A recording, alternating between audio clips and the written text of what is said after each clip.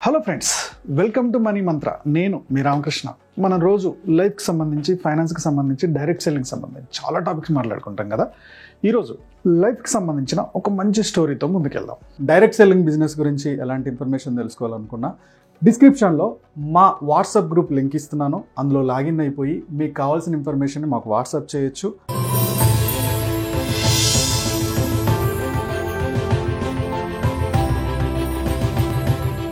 ఒక ఊర్లో ఒక ధనవంతుడు ఉండేవాడండి.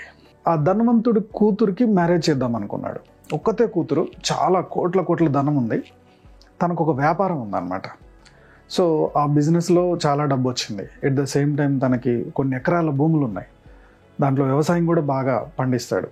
దాని నుంచి కూడా ఇన్కమ్ మంచిగా ఉంది. సో కూతురికి మ్యారేజ్ చేద్దాం అనుకున్నప్పుడు చాలామంది చుట్టుపక్కల చాలామంది జనాలు వచ్చి సంబంధం కోసం వస్తున్నారు. సో వచ్చే వాళ్ళలో చాలామంది ఒకతే కూతురు, ఇతను కనుక చనిపోతే ఆస్తి మొత్తం మనకే అని ఒక అత్యాశతో వస్తున్నారు. ఇదంతా గమనిస్తూ ఉంటే అసలు మంచిగా నీతిగా నిజాయితీగా ఉండేవాళ్ళు, కొద్దిగా తెలివైన వాళ్ళు, ఈ ఆస్తిని నిలబెట్టుకుని నా కూతుర్ని బాగా చూసుకునే వాళ్ళు దొరుకుతారా అని ఒక డౌట్ తనకు మొదలైపోయింది. సో దాదాపుగా ఇది 2-3 సంవత్సరాలు నడిచింది ఈ ప్రాసెస్ అంతా. ఇంక లాభం లేదు, త్వరగా అమ్మాయికి పెళ్లి చేయాలి. ఓకే, నా ఆస్తిని కాపాడుతూ నా అమ్మాయిని మంచిగా చూసుకునే ఒక అల్లుడిని ఎతకాలి, దీనికోసం ఒక ఉపాయం చేయాలి అని చెప్పేసి తను ఒక ఆలోచన చేశాడు. చుట్టుపక్కల ఊర్లలో ఒక చాటింపు వేశాడు. మీ దగ్గర డబ్బుండని డబ్బుండకపోని తెలివైన వ్యక్తి అయితే నేను నా అమ్మాయిని ఇచ్చి పెళ్లి చేస్తాను. మీరు నా దగ్గరకు వచ్చి నాతోటి మీరు చెప్పే విషయం అబద్ధం అని నేను ప్రూవ్ చేయాలి. అంటే చాలా జెన్యూన్గా నమ్మాలి నేను. ఎగ్జాంపుల్కి సూర్యుడు తూర్పున ఉదయిస్తాడు, కాదు ఆ పడమర ఉదయిస్తాడు అని చెప్తే లేదు అబద్ధం అని, ఇలాంటి సిల్లీ విషయాలు నేను అబద్ధం చెప్తాను. అంటే యూనివర్స్తో లింక్ ఉన్న ఏది కూడా మీరు రివర్స్లో చెప్తే నేను అబద్ధం చెప్తాగా, అది అసలు నడవదు. నాకు తెలియకుండానే నేను అందులో ఇన్వాల్వ్ అయిపోయి అబద్ధం అని చెప్పాలి. అలాంటి వాళ్ళు ఎవరన్నా ఉన్నారంటే ఖచ్చితంగా మీరు ముందుకు రావచ్చు. దీంట్లో ఇంకో కండిషన్ ఉంది. ఇన్ కేసు మీరు కనుక నాతోటి జెన్యూన్గా అబద్ధం చెప్పించలేకపోతే నా పొలంలో 1 year మీరు లేబర్గా ఫ్రీగా పనిచేయాలి. ఈ కండిషన్కు వస్తేనే ముందుకు రండి, లేకపోతే రావద్దు అని చెప్పాడు. ఓకే, సో ఈ కండిషన్ చెప్పిన రోజు నుంచి పెళ్లి కొడుకులు రావడం స్టార్ట్ చేశారు. వచ్చారు, తనకి అన్ని యూనివర్సల్గా జెన్యూన్గా ఉన్న వాటిని అబద్ధం చెప్పేయాలని చూస్తున్నారు. దాంట్లో గెలవట్లేదు, ప్రతి వాళ్ళు ఓడిపోతున్నారు. ఏదో ఆల్తు ఫాల్తు విషయాలన్నీ చెప్తున్నారు, ఫిర్ బీ సక్సెస్ అవ్వట్లేదు. ఓకే, సో వీళ్ళందరినీ పొలంలో పనికి పంపిస్తున్నారు. సో ఫ్రీగా పొలంలో పనిచేసే వాళ్ళకి సంఖ్య పెరుగుతుంది, కానీ ఒక జెన్యూన్ పర్సన్ దొరకట్లా. ఇలా ఒక 1 year ట్రై చేసిన తర్వాత ఆ సభకి ఒక పర్సన్ వచ్చి కూర్చున్నాడు. సో అందరూ ఆ పెళ్లి కొడుకులు అంటే అమ్మాయిని పెళ్లి చేసుకుందాం అనుకున్న యువకులందరూ రావడం, ఏదో ఒక అబద్ధం చెప్పడం, అది అబద్ధం కాదు కదా అని చెప్పేసి తను యాక్సెప్ట్ చేయకపోవడం, వాళ్ళని పొలం పనికి పంపడం, ఇవన్నీ జరుగుతుంది. సో సాయంత్రం వరకు ఒక అబ్బాయి పొద్దున వచ్చాడు, సాయంత్రం వరకు అసలు ఏం మాట్లాడట్లా. అప్పుడు ఈ ధనవంతుడికి ఒక డౌట్ వచ్చింది. బస్ వీళ్ళందరూ వస్తున్నారు, అడుగుతున్నారు, అసలు నువ్వెవరు, ఎందుకు వచ్చి కూర్చున్నావు, అసలు ఏం మాట్లాడట్లేదు ఏంటి అని అడిగాడు. అప్పుడు అతను లేచి, మిమ్మల్ని చూస్తుంటే నాకు నవ్వొస్తుంది. మీరు ఈ ఊర్లో, ఈ చుట్టుపక్కల ఊర్లలో మీరే ధనవంతుడు అంటున్నారు. ఓకే, సో మీ దగ్గర చాలా కోట్లు ఉన్నాయి అంటున్నారు, ఆ పొలాలన్నీ మీయే అంటున్నారు, కానీ మీకు అప్పులైన విషయం ఎందుకు దాచిపెడుతున్నారు? మీరు చాలా అప్పుల పాలయ్యారు కదా. ఇన్ని అప్పుల్లో ఒక బడాయి చూపిస్తున్నాను, నేను ధనవంతుణ్ణి, నా దగ్గర చాలా డబ్బు ఉందని మీరు షోకేజ్ చేస్తున్నారు, బడాయి చూపిస్తున్నారు. ఇంత మోసం ఎందుకు చేస్తున్నారు జనాల్ని? మీ దగ్గర రూపాయి లేదు కదా, నిజంగా అప్పుల్లో ఉన్నారు కదా, అవన్నీ కూడా అప్పుల్లో ఉన్నాయి కదా, అన్ని తాకట్లో ఉన్నాయి కదా, ఎందుకు ఇలా చేస్తున్నారు మీరు? భలే యాక్టింగ్ చేస్తున్నారు సేటు అన్నాడంట. ఇమ్మీడియట్గా ఆ ధనవంతుడికి, ఆ సేటు కోపం వచ్చిందంట. ఏం మాట్లాడుతున్నావు? నేను అప్పుల్లో ఉన్నానా? నాకు అప్పులైనయా? ఆ ల్యాండ్స్ మీద తాకట్టు ఉందా? నా బిజినెస్ అంతా లాసుల్లో ఉందా? ఎవడా నీకు చెప్పింది? భలే మాట్లాడుతున్నావు నువ్వు అని చెప్పేసి, నువ్వు చెప్తుందంత అబద్ధం అన్నాడంట. అంటే అతనికి తెలియకుండానే ఆ ధనవంతుడు ఇన్వాల్వ్ అయిపోయాడు. కానీ ఆ చుట్టుపక్కల ఉన్న వాళ్ళందరికీ అర్థమైపోయింది.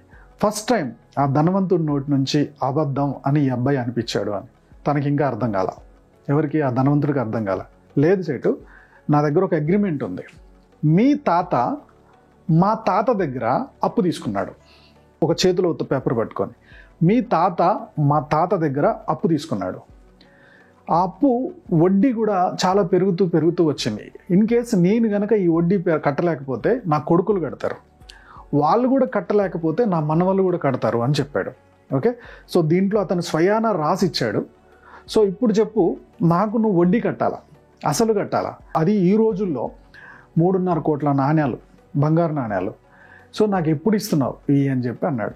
ఏమంటే సేట్ అన్నాడు, అసలు మా తాత మీ తాత దగ్గర అప్పు తీసుకోవడం ఇంద్రబాయ్, అసలు నీది ఏ ఊరు, ఎప్పుడు తీసుకున్నాడు, అసలు అన్నిటికన్నా ఇంకొక పెద్ద అబద్ధం ఏంటో తెలుసా, మా తాతకి చదవడం రాయడం రాదు, ఆయన రాయడం ఏంది, ఆయన సంతకం పెట్టి ఇవ్వడం ఏంది, పచ్చి అబద్ధం చెప్తున్నావు నువ్వు అన్నాడంట. అప్పుడు సెకండ్ అబద్ధం కూడా సేటుతోటి ఒప్పించేశారు. చుట్టుపక్కల వాళ్ళకి అర్థమైపోయింది ఆ ధనవంతుడితోటి 2 అబద్ధాలు అని ప్రూవ్ చేయించగలిగాడు అని అర్థమైంది. సో ఇప్పుడు ఆ వచ్చిన యువకుడు దండం పెట్టి, మీరు మీ అమ్మాయిని నాకు ఇచ్చి పెళ్లి చేసే ఆప్షన్ టైం వచ్చేసింది, మీ అమ్మాయిని నాకు ఇచ్చి పెళ్లి చేయండి, 2 క్వశ్చన్స్కి మీకు తెలియకుండా మీ నోటితోటే అబద్ధం అని చెప్పించాను, నేను దాంట్లో సక్సెస్ అయ్యాను. సో ఆ ధనవంతుడు అప్పుడు రియలైజ్ అయ్యాడు, ఒరే కరెక్టే కదా, నేను అసలు అబద్ధం అని చెప్పకూడదు, నేను చెప్పేశాను, నాకు తెలియకుండానే చెప్పేశాను, అంత ఇన్వాల్వ్ చేశాడు ఈ పిల్లోడు, అంత రెచ్చగొట్టాడు, ఇది తెలివి అంటే అని చెప్పేసి వాళ్ళ అమ్మాయిని ఇచ్చి పెళ్లి చేసి తను అల్లుడు చేసుకున్నాడు. ఇక్కడ నేను చెప్పదలుచుకున్న పాయింట్ ఏంటంటే, మీరు ఒక కంపెనీలో ఉన్నారు, టీమ్ లీడర్, లేదా మీరు ఒక ఇన్సూరెన్స్ టీమ్కి లీడర్, లేదా మీరు ఒక నెట్వర్క్ మార్కెటింగ్ లేదా డైరెక్ట్ సెల్లింగ్కి టీమ్ లీడర్, లేదా మీరు ఏదో ఒక కంపెనీలో టీమ్ లీడర్. ఇక్కడ ఒక ప్రాబ్లానికి 100 సొల్యూషన్స్ ఉంటాయి బాస్. మీరు టీమ్ లీడర్ కాబట్టి ప్రతి ప్రాబ్లానికి సొల్యూషన్ మీరే చెప్పాలి, మీరే ఆలోచించాలి, మీరే సాల్వ్ చేయాలి అని ఎన్ని రోజులైతే ఉంటారో టీం మొత్తం మీ మీదే డిపెండ్ అవుతుంది. వర్కౌట్ అయితే హ్యాపీ, వర్కౌట్ అవ్వకపోతే రాంగ్ డైరెక్షన్లో వెళ్ళిపోతూ ఉంటుంది. కాబట్టి మీ టీంలో ఈ ప్రాబ్లమ్ సాల్వింగ్, ఒక టెక్నికల్గా ప్రాబ్లమ్ సాల్వింగ్ అయ్యే ఆప్షన్ టీంకి అప్పచెప్పండి, వాళ్ళ ఒపీనియన్ తీసుకోండి, దాంట్లో ఏది రీజనబుల్గా ఉంటుందో చూడండి. సో వాళ్ళని ఎంకరేజ్ చేయండి, వాళ్ళని అందరి ముందు ఒక గిఫ్ట్ ఇవ్వడం, వాళ్ళని అప్రిషియేట్ చేయడం, వాళ్ళకి బోనస్ లాంటిది ఇవ్వడం, ఇలాంటివి చేస్తున్నప్పుడు ప్రతి వాళ్ళలో కూడా థింకింగ్ లెవెల్స్ పెరుగుతాయి. సో కొత్తగా థింక్ చేయడం స్టార్ట్ చేస్తారు, ప్రతి ప్రాబ్లంకి డిఫరెంట్ వేలో సొల్యూషన్స్ ఎత్తుకుతూ స్టార్ట్ చేస్తారు. ఒక పర్సన్ ఎప్పుడు కూడా వాళ్ళ బియాండ్ లిమిట్స్లోనే ఆలోచిస్తారు, కానీ ఒక 10 మందికి ఒక ఆప్షన్ చెప్పినప్పుడు 10 మైండ్లు డిఫరెంట్గా ఉంటాయి, 10 ఆలోచనలు డిఫరెంట్గా ఉంటాయి. అవుట్ ఆఫ్ ద బాక్స్ వచ్చి ఆలోచించిన రోజునే ప్రతి ప్రాబ్లానికి సొల్యూషన్ ఉంటుంది. మీ ఫైనాన్షియల్ ప్రాబ్లం అయినా, మీ రిలేషన్షిప్ ప్రాబ్లం అయినా, మీ ఫ్యామిలీ ప్రాబ్లం అయినా, ఏదైనా సరే అవుట్ ఆఫ్ ద బాక్స్ రండి. సో మీ టీం అందరికి ఒక అవకాశం ఇవ్వండి, అందరూ ఆలోచించేలా ట్రై చేయండి, దానికి ఒక బెస్ట్ సొల్యూషన్ ఎతకడానికి ట్రై చేయండి. ఆ సొల్యూషన్ పర్ఫెక్ట్గా చెప్పిన వాళ్ళని అప్రిషియేట్ చేయడం, వాళ్ళకు ఒక గిఫ్ట్ ఇవ్వడం స్టార్ట్ చేయండి. నిజంగా అద్భుతమైన రిజల్ట్ చూడగలుగుతారు. బస్ ఈ వీడియో మీకు నచ్చింది అనుకుంటున్నాను. నచ్చినట్టయితే లైక్ చేయండి, కామెంట్ చేయండి, షేర్ చేయండి. మా యూట్యూబ్ ఛానల్ చూస్తున్న మా వ్యూవర్స్ అండ్ సబ్స్క్రైబర్స్ లైఫ్లో ఎప్పుడు కూడా గొప్పగా స్థిరపడాలని కోరుకోవడంలో మా మనీ మంత్రం ముందుంటుంది. Go self made.